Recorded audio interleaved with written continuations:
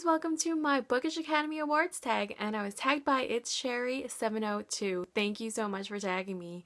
And my first one is Best Actor, and this is also known as, in the Bookish community, Best Male Protagonist. And I really have to say that it's Harry Potter. Come on, I can't stress enough that he's my favorite. He is just so courageous, so brave, and I know that's the same thing, but oh my, I just find Harry to be so unique in a sense where he'll just dive right in to become the hero and, help the greater good. So if you guys haven't even read Harry Potter, I highly suggest it. This is my favorite series of all time. Cannot stress it enough. Harry Potter as the best male protagonist. And my best female protagonist has to be, come on, is it a surprise? Hermione Granger, and that's her right there. She is my favorite protagonist out of everyone that I practically read, and I've read a lot of books. She is just so intelligent, so down to earth, and she'll do anything for her friends.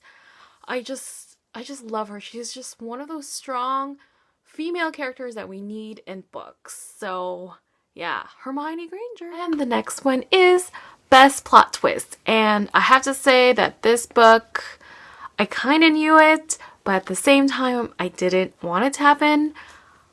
Unravel Me by Tahereh Mafi. There is a big twist in this one with our main characters.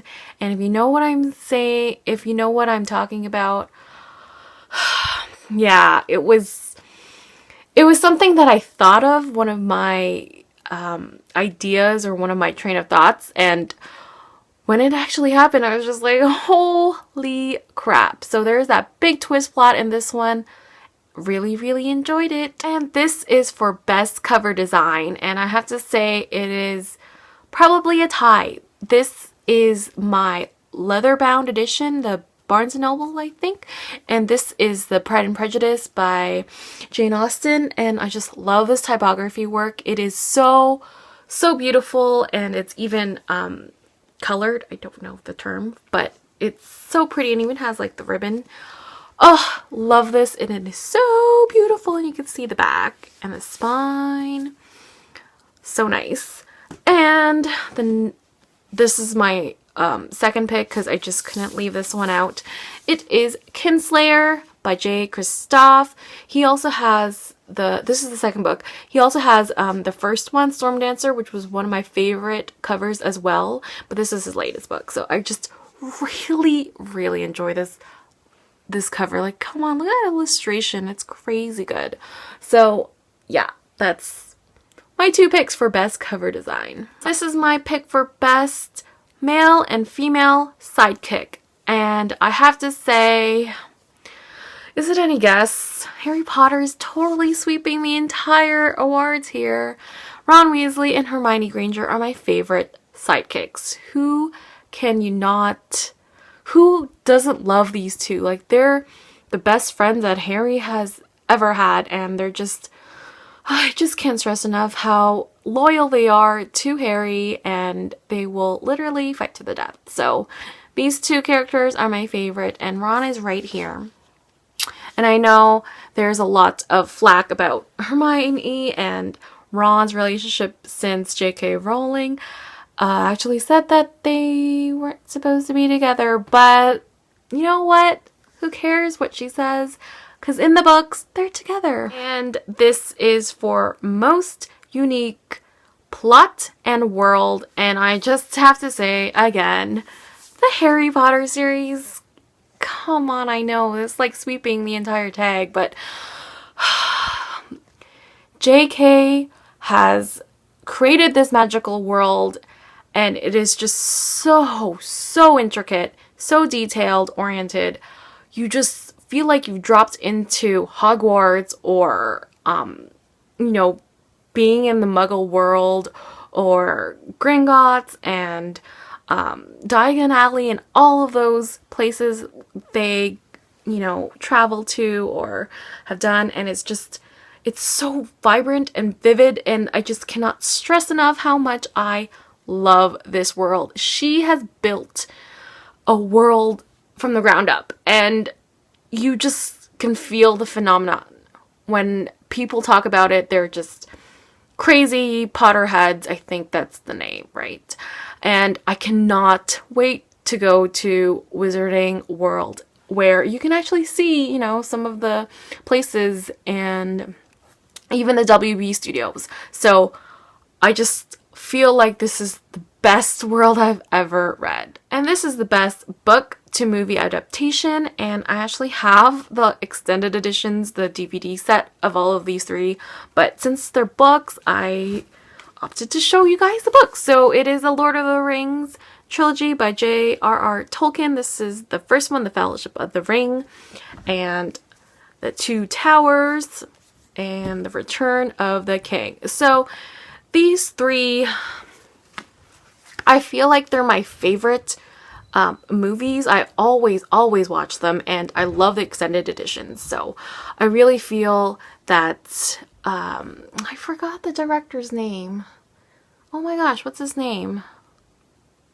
I might have to insert that later, but I just really enjoy watching those movies come to life. And I was gonna pick Harry Potter, but then again, it could be a tie. So I just love these movie adaptations. They were done so well, and you know, it's still going. Like, The Hobbit is still in theaters, so I'm really excited for that.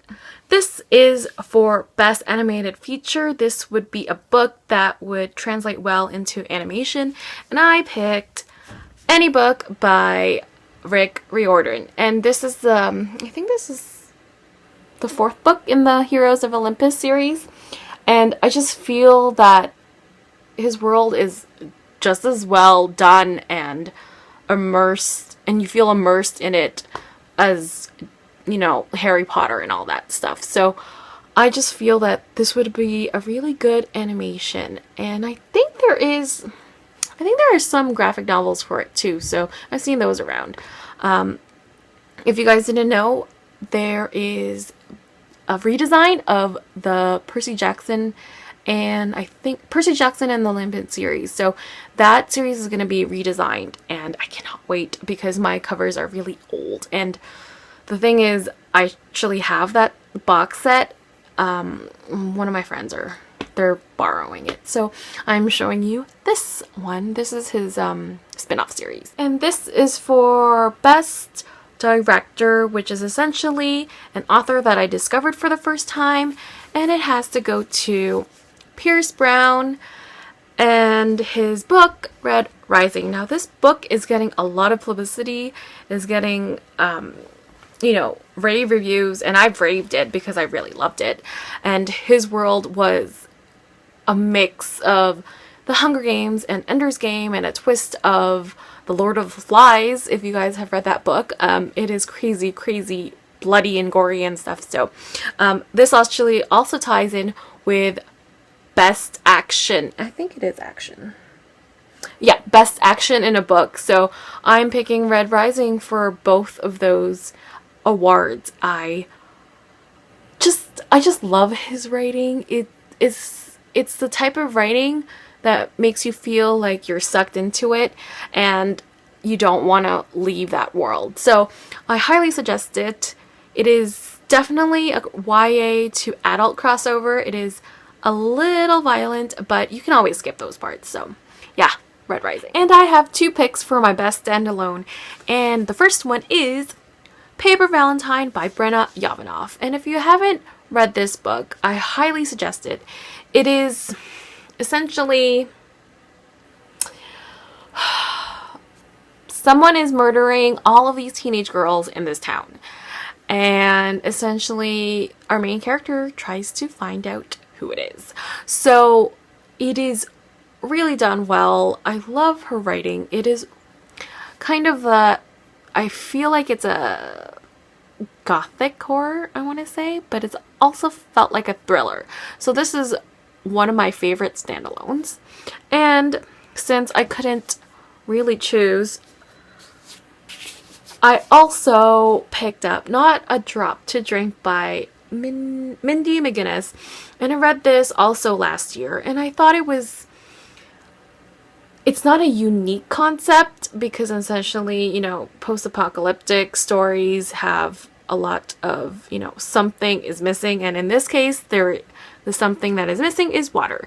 So essentially, the story in this one isn't about the fact that she has to find water. It was more about her coping with the fact that she's alone and living with her mom, and all of the strangers come and go, and defending her little pond of water. So I thought that it was a different kind of survival story where her relationships are put upon more importance. So really enjoyed it. And the last one is for Best Historical Fiction, and I had to pick Mad Wicked Folly by Sharon Biggs Waller. And I'm showing you the arc, but it's essentially the same cover.